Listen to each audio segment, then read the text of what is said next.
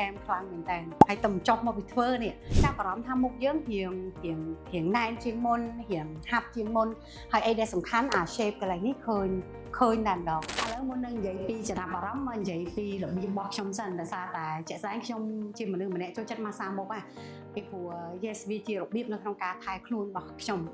ហើយមករយៈចុងក្រោយនេះទាំងវ័យខ្សែជាងផងហើយទាំងធ្វើ fasting ផងដូច្នេះកាន់តែបារម្ភហើយឥឡូវបានមកជួបកន្លែងមួយអែមខ្លាំងមែនតើហើយតែចប់មកពីធ្វើនេះនៅពេលដែលធ្វើមានអារម្មណ៍ថា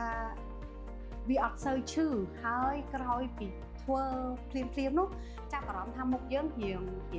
ងណែនជាងមុនរៀងហាប់ជាងមុនហើយអីដែលសំខាន់អា shape កន្លែងនេះឃើញតែម្ដងពីព្រោះខ្ញុំអត់សូវមានអា shape កន្លែងនេះទេដោយសារតែកាលពីមុនធាត់ហើយនៅពេលដែល fasting ទៅ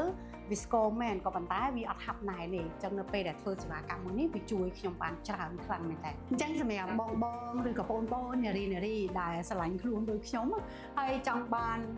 តម្រង់មុខអាចនិយាយបានថាឬក៏មុខតឹងណែនក្រោយពីប្រសក់គីឡូហើយឬក៏